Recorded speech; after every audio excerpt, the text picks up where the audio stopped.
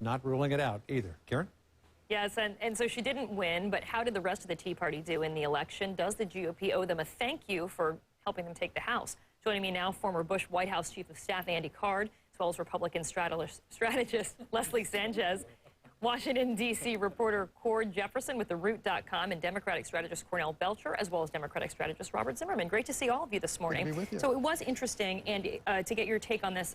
Christine O'Donnell, in some ways, saying that if the establishment had not tried to sink her from the start, had helped get behind her, had helped tamp down a lot of the jokes that were made at her expense after the Bill Maher appearances, that she may have won. What do you think?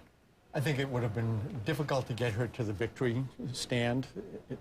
Look, she was a good candidate. She wasn't a great candidate, but the people in Delaware spoke in a primary and they spoke in a general election. I think we've got to move on. Andy? There are a lot of challenges ahead right now, and we've got to rally the country and deal with those challenges. Andy, she's the Snooki of American politics.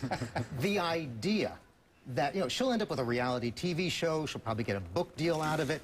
The bottom line is, when you saw all the other insurgents win throughout the country and she fail, it wasn't her failure. It wasn't because the Republican establishment was against her or the media ganged up on her. It's because she was inept as a candidate, not knowing the Constitution, and of course her appearances on Bill Maher really underscored how unfit she was for public office. And what I think is there were seldom perfect candidates, and she was definitely not a perfect And we candidate. seldom agree, so that's really encouraging. But this also does show the sort of the rose and the thorn with the rose that comes with the Tea Party. Yeah, you're going to get the energy at your base, but however, you're also going to get some candidates that are outside the mainstream. And I think long term, you got to look at that. As you do with Democrats and Republicans. But arguably without the Tea Party, I think you guys take the Senate this year. But what I think is interesting, especially, is that so many of these Tea Party Republicans came forth saying we reject the Republican mainstream. We reject mainstream politics in general. And now it turns out that when they end up losing these races, as Christine O'Donnell did horribly last night, she's coming now and saying, well, if the Republican establishment had embraced me a bit more, it would have been better for all. I think her point is that after in the primary, she soundly defeated Mike Castle, who was pretty popular in the state, except that people this time around felt he was a rhino.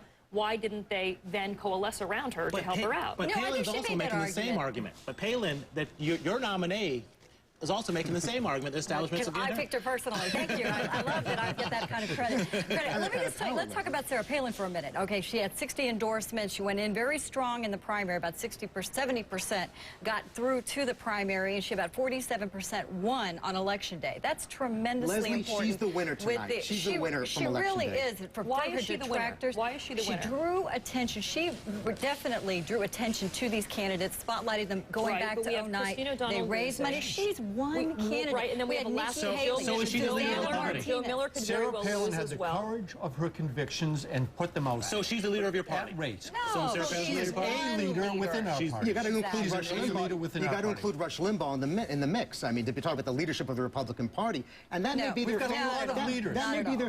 their fatal flaw come 2012, because ultimately the Republican Party's allowed itself to be defined by the extreme right wing and the philosophical bigotry of a Rush Limbaugh and a Sarah Palin. No. This election was more about President Obama than it was about Sarah Palin. It was a nationalized election, and I think the White House tried to push that third rail, like saying it's Rush Limbaugh, and like try to triangulate themselves. It didn't work. It was People President didn't buy Obama, it. Nancy Pelosi, and Harry Reid. It was a repudiation of those extreme policies. Part of your problem is that the leader of your party right now has and Palin has a higher negative than any of the Democrats. It is, but we should ignore Eddie's point, though, which I think is very, very valid.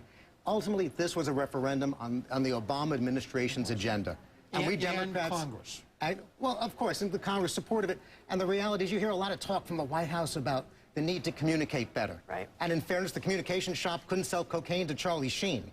But that's not the... You had to go there. I had to go there. So for morning, but it's about listening. It's about listening. You brought that up, and Evan Bayh, wrote an op-ed, interestingly enough, saying that Democrats forgot that they should be more centrist and that was the problem. He argues it wasn't just a communications problem. He said that you can't blame the voters. They're not stupid. They're not addled by fear. They're skeptical about the efficiency of government. And he goes on to say that there shouldn't be anything done, no policy discussion or movement, unless it's about growing the economy. Well, that's very true, but here's an interesting point. You heard Mike Pence, a leader in the Republican Congress, just interviewed with John Roberts.